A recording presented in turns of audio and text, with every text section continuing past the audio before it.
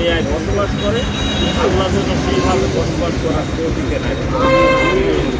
সেই সাথে সাথে আমি বলতে চাই, এই যে রায় দিয়েছিল যে 10 তো রায় দিয়ে নাই, মূলত হাসিনার নির্দেশেই এই রায় হয়েছে।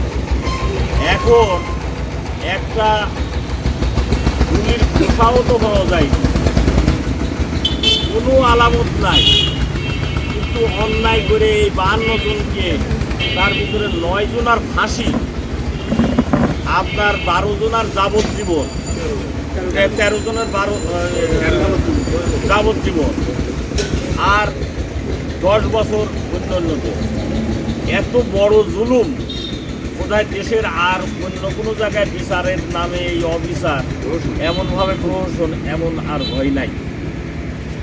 আপনারা জানেন, আমাদের আমিরে জামাত মৌলানা মঞ্জুর রহমান নিজামীর মতো ভালো মানুষ বাংলাদেশে কেন, দুনিয়ার কয়েকটা দেশ ঘুরলেও এরকম মানুষ পাওয়া যায় না। তাকেও বিচারের নামে অবিচার করে তাকে ফাঁসির কাছে ঝুলিয়ে হত্যা করে। আমাদের পাবনার সকলের শ্রদ্ধেয় এবং মুরব্বী মৌলানা আব্দুস সুবহান সাহেব, তাকে জেলখানায় ভরে, জেলখানায় 93 বছর বয়সী একটা মানুষ, তাকে জেলখানায় রেখে ডান্ডা বেড়ি পরা অবস্থায় সে মারা গিয়েছে। এই হচ্ছে অবস্থা। এর প্রায়শ্চিত্ত হাসিনাকে এবং হাসিনা সরকারের যারা দোষক তাদেরকে ভোগ করতে হবে, এবং এটা আল্লাহর তরফ থেকেই হবে ইনশাআল্লাহ। আমরা আমাদের এই যেসব ভাইরা অন্যায়ের শিকার হয়েছে, যারা এই ঈশ্বরদীপ, তারা এই 52 জন, তার মধ্যে তো 5 জন মারাই গেল। আমাদের আবুল কালাম আজাদ চেয়ারম্যান, কালাম চেয়ারম্যান, সে তো মারা গেল। আমি সেই জানাজায় তো গিয়েছিলাম, কথা বলেছি, আপনারা শুনেছেন। এইভাবে যে হ্যাঁ, প্রিয় ভাই মারা গেল, জি, এইভাবে অন্যায় করছে। এই জন্য আওয়ামী লীগের জায়গা বাংলাদেশের জনগণের মনে আর নাই, ঠাঁই পাবে না। এখন আমরা মিলেমিশে এই দেশটাকে গড়তে হবে।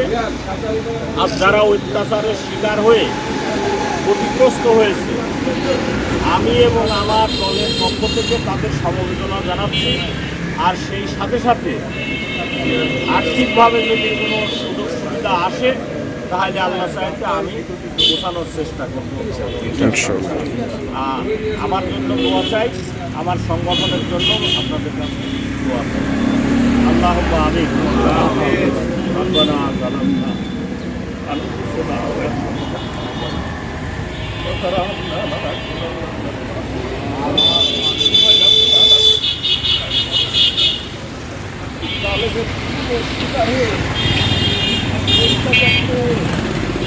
যেসব ভাইরা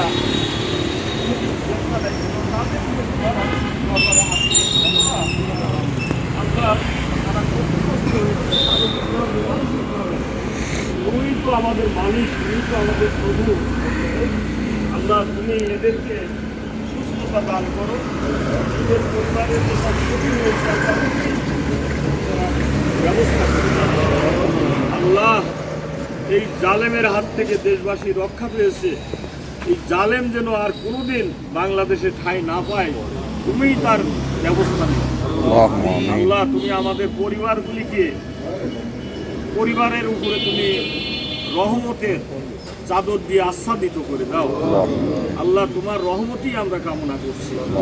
আল্লাহ, আমাদের এখানে যারাই আমরা উপস্থিত হয়েছি, তুমি তোমার কাছে দোয়া করি আমাদের সকলকে সুস্থতার সাথে দিনই কাজে এবং দেশ গড়ার কাজে যেন আমরা সকলে নিয়োজিত করি। আল্লাহ, তুমি আমাদের দোয়াকে কবুল করো। সুবহানা রাব্বিকা রাব্বিল ইজ্জাতি আম্মা ইয়াসিফুন, ওয়া সালামুন আলাল মুরসালিন, আলহামদুলিল্লাহি রাব্বিল আলামিন, লা ইলাহা ইল্লাল্লাহ।